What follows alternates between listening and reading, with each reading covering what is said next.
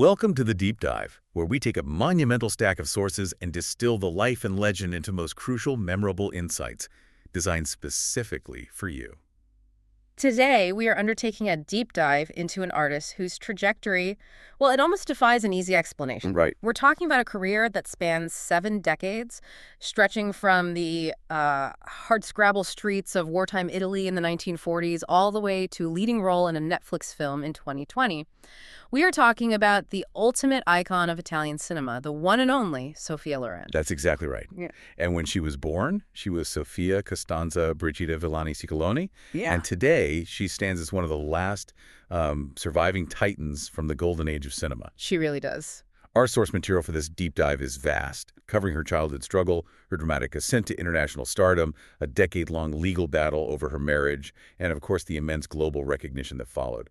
And our mission here is to synthesize this extraordinary journey. I mean, how did a young woman from war-torn Pozzuoli near Naples not only become an international sex symbol and superstar, but also, fundamentally change the history of the Academy Awards? By becoming the first person to win an Oscar for a non-English performance. Exactly. She didn't just conquer Hollywood. She mastered Italian neorealism and simultaneously became a successful author and entrepreneur. She is a fascinating case study in applying knowledge and just sheer grit to shape one's own destiny. And here's a key insight that, for me, immediately hints at the surprising range of her career. It shows us that she refused to be pigeonholed as merely a dramatic actress. Oh, absolutely. Not only did she achieve cinematic immortality, but our sources reveal she later won a Grammy Award for a children's album and, perhaps more famously, recorded a best-selling album of wildly comedic songs with the legendary Peter Sellers. I love that fact. This life is so rich it feels like half a dozen careers rolled into one. Let's unpack this incredible story. Let's do it. So let's begin, as we must, at the very beginning. We need to set the scene for her tremendous ambition. Sophia Costanza Brigida Villani Ciccoloni was born on September 20, 1934, in Rome. But it wasn't a gilded start. No, not at all. The circumstances of her early life established a narrative of, profound struggle and abandonment. The sources really paint a vivid picture of hardship, characterized by almost constant financial instability. And it all stemmed from her parents' relationship, right? Primarily. Her mother, Romilda Villani, was an aspiring actress and a piano teacher, but the defining difficulty came from her father, Riccardo Ciccoloni Murillo. He was a failed engineer who provided virtually no support. The abandonment by Riccardo is truly the core, I think, the formative trauma of her childhood. She spoke about it repeatedly. He was the key source of financial and emotional strain because he absolutely refused to marry Romilda. Exactly. And that refusal had these huge cascading effects. She recounts in her autobiography that she only met her father 3 times in her entire life. Sweet. Just 3. When she was 5, when she was 17, and then finally on his deathbed in 1976. And while she publicly stated she forgave him, the consistent narrative is that she never forgot the hardship his abandonment inflicted upon her mother and their family. If we just pause on that point for a moment, the complexity deepens when we look at her younger sister Maria, who was born in 1938. Riccardo Ciccolone refused to formally recognize Maria as his daughter. Right, which compounded the lack of legitimacy and support. It's such a powerful illustration of Sophia's eventual success and her loyalty that she later used her significant wealth to rectify this injustice. How did she do that? She actually had to pay her father, a man who had barely been in her life, to legally ensure Maria could take the Ciccolone last name.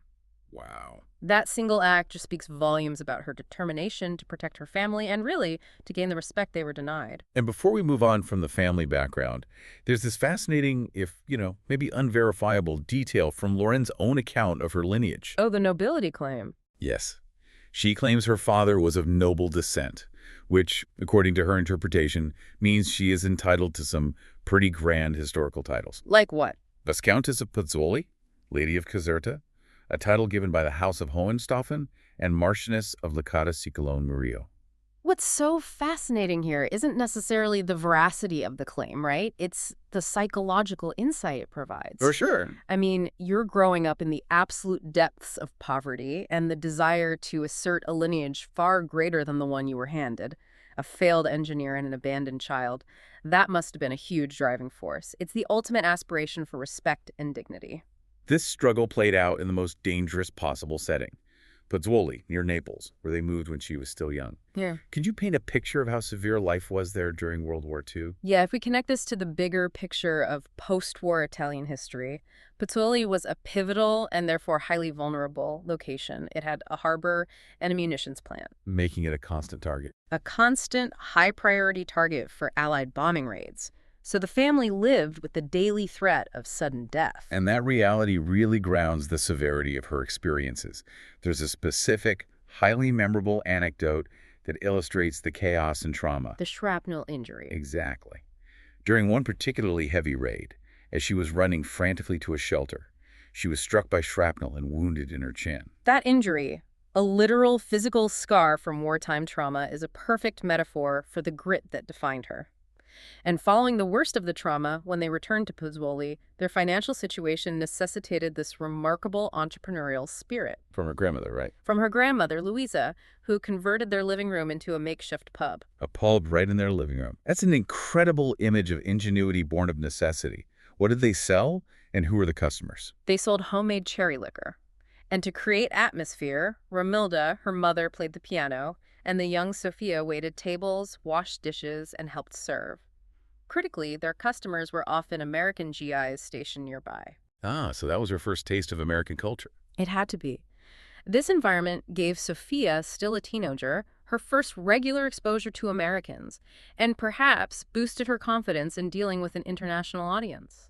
She was learning to command attention in a difficult competitive environment. That context sets the stage perfectly for her launchpad into cinema, which began not through formal acting training, but through sheer visibility at a local event. At age 15 on October 1949, she entered her first beauty pageant, the Queen of the Sea. And this is where the story becomes truly cinematic. We have the specifics. She wore a dress that her resourceful grandmother had meticulously sewn for her, improvising the material from old, stained taffeta curtains. It's a wonderful image, isn't it? It just contrasts the glamour she sought with the poverty she was trying to escape. Completely. And the prize she won wasn't the crown, but it was far more valuable to a family in their situation. She was one of 12 girls who won a consolation prize, a princess title. And that came with money. It included 23,000 lire, which was a substantial amount, and crucially, a train ticket to Rome. That train ticket was the literal vehicle for her future. It was everything. It allowed the family to move to Rome, seeking employment opportunities at Cinecittà. For listeners who might not be familiar, Cinecittà is Italy's major film studio complex, often referred to as Hollywood on the Tiber. It was the nerve center of Italian filmmaking. And the family was determined to get inside those gates. So a year later, she took another swing at the pageant world. She entered as Sophia Lazzaro, using a temporary stage name, and she represented the Lazio region in the Miss Italia 1950 beauty pageant as candidate number 2. And this time she got even closer. She was selected as one of the final 3 candidates and walked away with the title of Miss Elegance 1950. So the door to Cinecittà was no longer just an aspiration, it was beginning to open. With the family now in Rome, Sophia immediately enrolled in the Centro Sperimentale di Cinematografia, the National Film School, and dedicated herself to acting lessons. But the early work was, well, it was the definition of hustle. Grueling, uncredited work. Exactly, beginning with bit parts in films like Hearts at Sea in 1950 and The Vow. And the big break for exposure came specifically because of Cinecittà's presence. She and her mother moved to Rome because they heard that MGM was filming the epic Quo Vadis there and desperately needed extras. And that's how she got in. That allowed her to appear as an uncredited slave extra in Mervyn LeRoy's massive 1951 production when she was still just 16 years old. She was just one of thousands, but she was in the orbit of Hollywood. If we pause on that point for a moment, she was still Sophia Lazzaro at this time, appearing as an odalisque in the comedic film Era Lui, the Sisi, that same year. But her trajectory changed fundamentally around 1950 when she met the man who would define her professional and personal life, Carlo Ponti. And that age difference is significant. She was 15, he was 37, and a highly established producer. This wasn't just a romance. No, it was a mentorship that fundamentally accelerated her career in a way that simply would not have happened otherwise. Ponti was the architect of her career. He was a producer who understood that the Italian film market was limited. And to be a global star, she needed a global brand. Exactly. Our sources detail the strategic shift he engineered. He knew Sophia Ciccolone, or Sophia Lazzaro, lacked the punch and international appeal he was seeking. So he instituted the name change to Sophia Loren. And this wasn't random, was it? Not at all. It was a strategic twist suggested by Goffredo Lombardo, based on the name of the popular Swedish actress Märta Thoren. It was brilliant marketing. The name Loren with the L. It felt softer, more accessible. And it deliberately avoided sounding too strictly Italian, which might have limited her appeal to American and British audiences. It created a clean slate, a brand that sounded exotic yet familiar, perfectly positioning her for the coming international market. And the acceleration was almost instantaneous. The branding worked so quickly that she moved from small roles to leads almost overnight. Her first starring role was in the 1953 film Aida. An operatic film that earned her immediate critical praise. But the breakthrough that established her as a serious dramatic actress, not just a face, came shortly after, in 1954, with The Gold of Naples, directed by the legendary Vittorio De Sica. And that partnership would become essential to her artistic legacy, right? Absolutely. Yeah. De Sica, a master of realism, recognized her depth immediately. And simultaneously, she found her defining male co-star.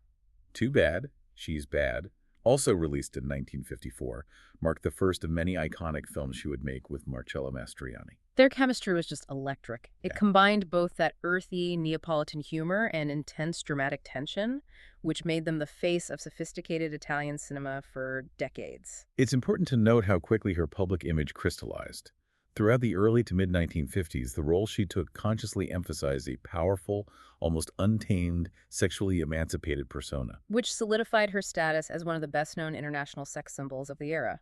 She wasn't just beautiful, she projected a confident, earthy power that Hollywood hadn't quite seen before. And that persona was her ticket to global stardom. In 1958, she secured a pivotal 5-picture contract with Paramount Pictures. And that contract didn't just give her roles, it officially launched her global career, ensuring that she was marketed and positioned as a Hollywood star, not just an imported novelty. And this deal gave her immediate access to the biggest names in the industry. Her co-star roster leading up to her great critical peak is, well, it's staggering. It really is. The Pride and the Passion in 1957 with Cary Grant and Frank Sinatra, Desire Under the Elms with Anthony Perkins, and the romantic comedy Houseboat in 1958, again with Cary Grant. And she was constantly refining her look. She even appeared as a blonde for the first time in the film Heller in Pink Tights. Right. And by 1960, she had further cemented her crossover appeal with It Started in Naples alongside Clark Gable. That's the film where she performed the iconic Neapolitan song Tu vuoi fare l'americano, which translates to You Want to Be American, ironically capturing her own transitional moment between cultures. This decade was her declaration as a transnational powerhouse. So the stage is now set for her defining artistic moment. If the 1950s established her as a glamorous sex symbol, the 1960s were where she proved her weight as a truly great dramatic actress.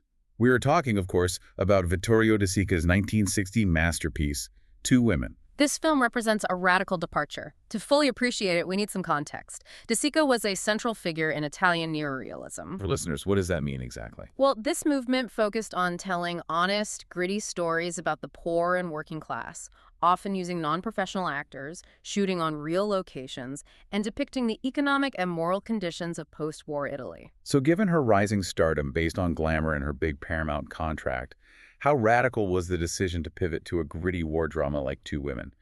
Was the industry ready for that shift? It was a huge risk, but a calculated one. She was originally slated to play the 12-year-old daughter, Rosetta, which would have been a continuation of her earlier, more decorative roles. But she fought for the mother's role. She fought hard, believing she needed to play Cicera, the complex, intensely protective mother. She essentially refused to be typecast, insisting on the most challenging dramatic role of the film. And the narrative of the film is uncompromisingly raw. It reflects the darkest side of the war. Cicera and her daughter are traveling back home, and they are subjected to this traumatic, brutal incident. They are gang raped inside a church by Allied soldiers. The subject matter, especially for 1960, was incredibly controversial and demanding. It required a performance of immense vulnerability and emotional depth that completely transcended her prior image. This was Loren shedding the Sophia Loren persona and becoming simply Cicera, a broken, struggling mother. And the risk paid off spectacularly, leading to one of the greatest milestones in cinematic history. Loren won the Academy Award for Best Actress. This win was more than just a personal triumph. It was a global shift for the Academy. She became the first performer in the history of the Oscars to win a major award for a performance in a non-English language film. First one. She was also the first Italian actress to win the Best Actress statue. This single achievement opened the door for every non-English performance that followed, legitimizing global cinema in Hollywood's eyes. And the recognition was absolutely staggering. It wasn't just the Oscar. No, she won 22 international awards for this role alone, including the highly prestigious Cannes Film Festival's Best Performance Prize. But what's fascinating is the almost anticlimactic nature of the actual moment. She didn't attend the ceremony. She didn't. She cited a profound fear of fainting if she won. The sources note that she was informed of the historic victory by a phone call the next morning in Rome. And who was on the other end of the line? None other than Cary Grant. The man she had famously chosen to leave for Ponti. The irony in that conversation must have been palpable. You have to think so. Moving into the mid-1960s, her status transitioned from critically acclaimed actress to an absolute global financial juggernaut. We can actually quantify her market power during this peak Golden Age period. She commanded and received $1 million to star in the epic El Cid in 1961. $1 million. And she earned that same exorbitant fee again for the fall of the Roman Empire in 1964. $1 million was a staggering fee at that time, placing her firmly among the handful of elite stars like Elizabeth Taylor and Marlon Brando, who could dictate their terms to any studio. And her leverage was based on her proven ability to guarantee massive international box office returns. Her co-star roster throughout the 1960s illustrates this status perfectly. She was paired only with the biggest leading men of the era. Right. Charlton Heston in El Cid, Peter Sellers in The Millionaires, Paul Newman in Lady L, Gregory Peck in Arabesque. And she even starred opposite Marlon Brando in Charlie Chaplin's final film, A Countess from Hong Kong. Every major studio and every major director wanted her. And her critical success continued to be closely tied to her artistic partnership with De Sica and Mastroianni. In 1965, she received her second Academy Award nomination for Marriage Italian Style. Again, opposite Marcello Mastroianni. Their cinematic synergy was unmatched. They just embody the passionate, often chaotic Italian relationship, oscillating seamlessly between high comedy and wrenching drama. And beyond the nominations, she consistently won the heart of the public globally. She received 4 special Golden Globe Awards as World Film Favorite Female between 1964 and 1977. And the box office validation confirms this reach. The Motion Picture Herald's top 10 money-making stars poll consistently featured her. In 1964, for instance, she was voted the most popular actress in the UK. She was truly omnipresent. She was everywhere. So if her career was a dramatic high point, her personal life was a true legal and emotional drama, perhaps more complex than any script she ever read. The marriage saga with Carlo Ponti is a decades-long legal labyrinth. And it speaks volumes about the depth of their commitment. The relationship began in 1950, but they faced a nearly insurmountable legal hurdle. Divorce was absolutely illegal in Italy, which was heavily influenced by the Catholic Church. Right, so this meant Ponti could not legally dissolve his first marriage to Giuliana Fiaschi. So, in a desperate move to formalize their relationship, they resorted to a legal loophole. In 1957, they conducted a proxy marriage in Mexico, where 2 male lawyers stood in for them. So they were officially married, but the Italian government refused to recognize it. And what happened when they went back to Italy? As soon as they returned, Ponti was legally considered a bigamist. This created an untenable situation, forcing them to have the marriage officially annulled in 1962 to escape serious criminal bigamy charges. But they continued to live as husband and wife. They did, but the legal uncertainty and the threat of prosecution persisted. The only viable path forward required a complete change of nationality and jurisdiction. So in 1965, they applied for and successfully obtained French citizenship. A process that required the specific, high-level approval of the then French Prime Minister, Georges Pompidou. Wow.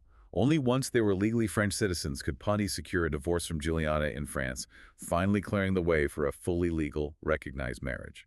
And they remarried on April 9, 1966. The fact that they endured almost a decade of legal risk, societal disapproval, and international travel just to formalize their bond demonstrates an incredible, enduring dedication. A dedication that lasted until Ponti's death in 2007. That's right.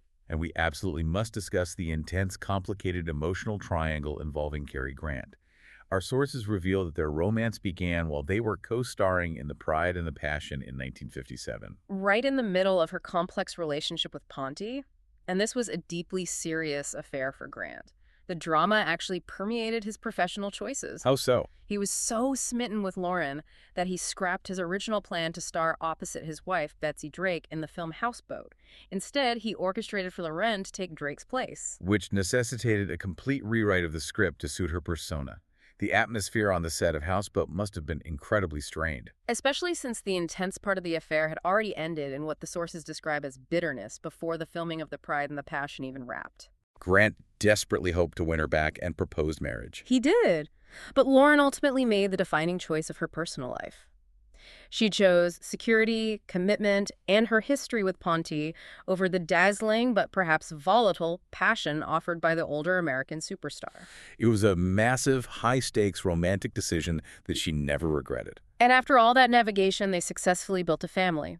Loren and Ponti had 2 sons, Carlo Ponti Jr., born in 1968, and Edoardo Ponti, born in 1973. It's a nice footnote that her commitment to family extends to her friends.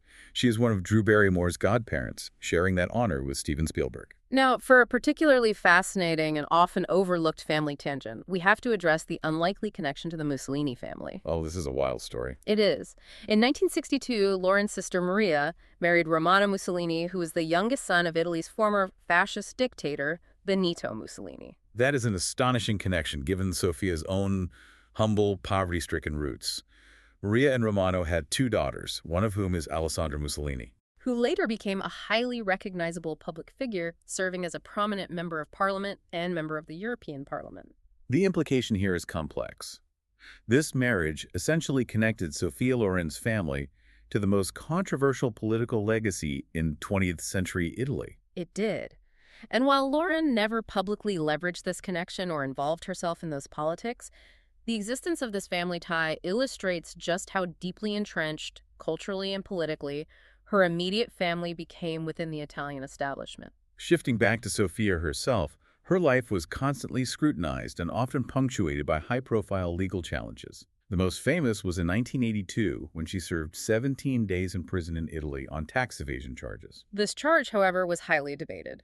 Loren consistently maintained, and the sources support, that the mistake was an error made by her accountant on her tax return, not an intentional act of evasion. But the fact that a globally recognized star spent time in an Italian prison underscored the strictness of the Italian legal system, even for its biggest icons. It did. And what's truly remarkable is her long-term vindication.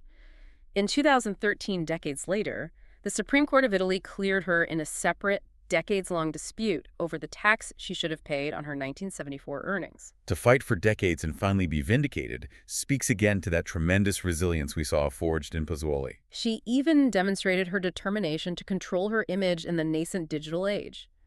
In 1999, she filed a major lawsuit against 79 adult websites for posting altered nude photos of her on the internet, showing her willingness to use legal means to protect her identity and legacy against exploitation. Exactly. So, following the birth of her second son in 1973, we observe a conscious shift in Loren's priorities. She intentionally slowed the pace of her film career. Right, moving away from the rigorous demands of Hollywood blockbusters to prioritize raising her sons. This decision meant that most of her roles throughout the 1970s shifted back towards smaller, often more personal Italian features. It was a clear choice to put family life ahead of maximizing her international film output, a choice that contrasts sharply with many other stars of the Golden Age. But she certainly did not sacrifice quality.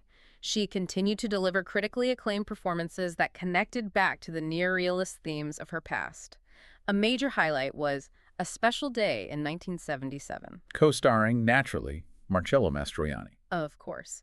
A Special Day was a massive critical success, winning multiple major awards internationally, including a Golden Globe and a César Award for Best Foreign Movie. And Loren's performance in it earned her 7th David di Donatello Award, which, for context, is essentially the Italian equivalent of the Oscar, and she holds the record for Best Actress wins. This proves she could still deliver profound, intimate, dramatic work. Even outside of features, her global appeal was massive.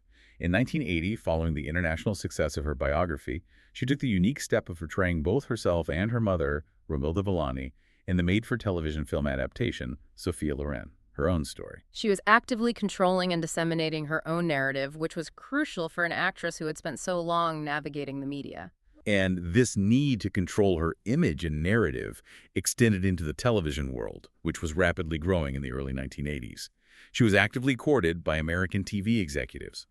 Famously, she turned down the career-defining role of the ruthless oil matriarch Alexis Carrington in the mega-hit soap opera Dynasty in 1981. She almost made the leap, though. She negotiated extensively to star in 13 episodes of Falcon Crest in 1984 as Francesca Gioberti. The conniving half-sister of the lead character, Angela Channing. Indeed, the negotiations were intense, but they ultimately fell through, and the role went to her contemporary, Gina Lollobrigida.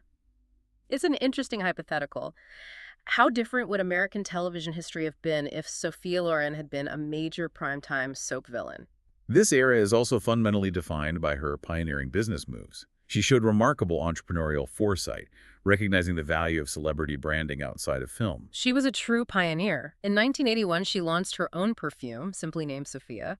And crucially, she was the first female celebrity to successfully launch her own signature perfume brand. And this was followed by a brand of eyewear. She also leaned into her enduring image as the ultimate Italian homemaker and glamorous chef by releasing multiple cookbooks. These moves allowed her to reclaim her image and monetize her fame beyond the studio system. Now let's revisit that wildly unexpected musical side we teased in the introduction. She recorded over 24 songs throughout her career. But the most famous collaboration was the best-selling album of comedic songs she recorded with the great British comedian and actor Peter Sellers. The songs like Goodness Gracious Me and Bangers and Mash were huge hits in the UK and elsewhere. But the collaboration was deeply fraught with personal tension.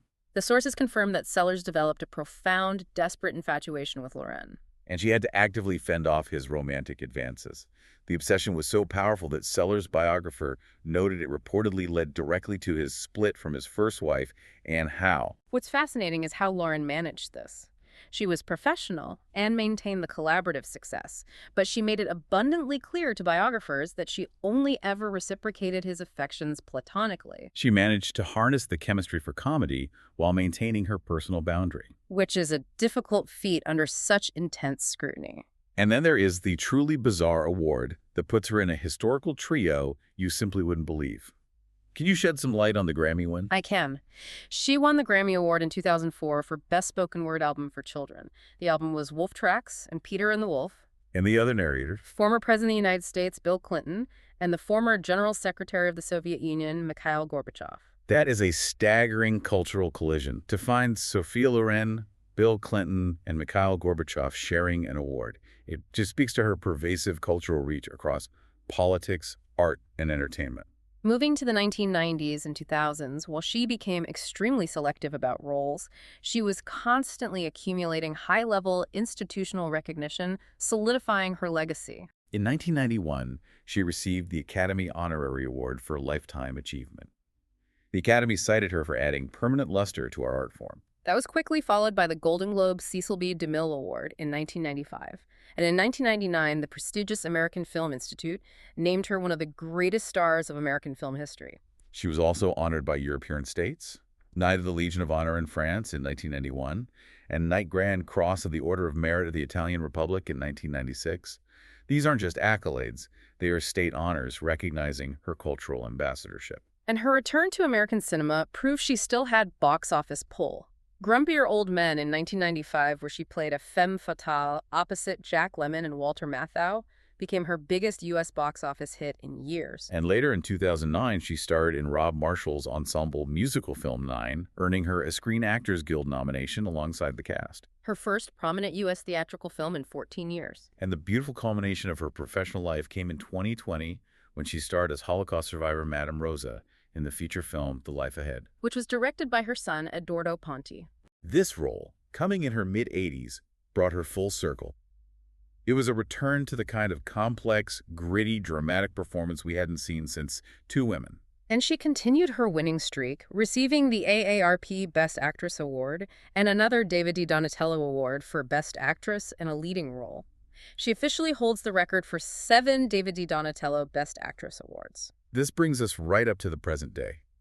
Despite turning 90 in September 2024 and being largely inactive since The Life Ahead, Loren has flatly dismissed all retirement rumors. Maintaining her desire to star in new productions. That fire lit in Pozzuoli still burns brightly. Before we move to our final thought, let's add some of the memorable personality details that bring the icon back down to earth. Since 2006, her primary residence has been in Geneva, Switzerland. She is an ardent fan of the SSC Napoli Football Club, and this is a classic story. In 2007, at the age of 72, having just posed for the Pirelli calendar, she publicly promised to do a striptease if the team won the Serie B title. That's commitment to the home team. And she has a highly competitive side, even in private life. When she was a guest on BBC Radio 4's Desert Islands, she chose a pizza oven as her luxury item, underscoring her love of Italian cuisine.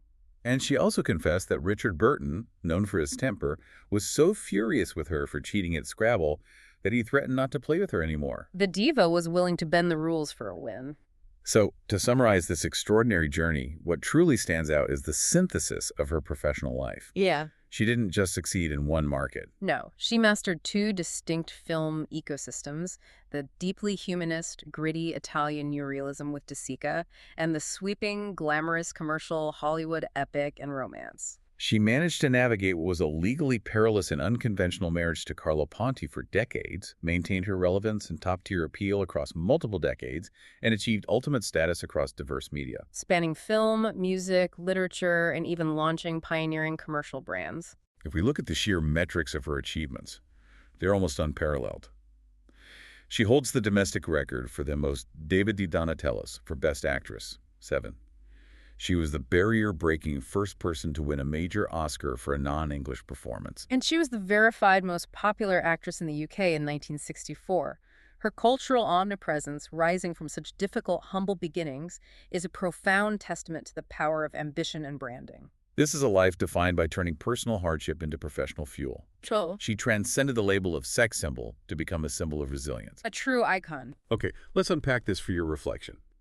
Given her deep connection to Italy, the dramatic complexity of her personal life, and her role as a constant cultural ambassador for Italian cinema for over 70 years, we must consider her ultimate influence. What is the true measure of Sophia Costanza Brigida Villani Scicolondi's influence? Is it her historic, barrier-breaking Oscar win for the searing dramatic intensity of Two Women, which changed the Academy forever? Or is it the quiet, multi-generational legacy she built through launching successful commercial ventures, raising her sons, and continuing to act as Madame Rosa in her late 80s? What stands out to you?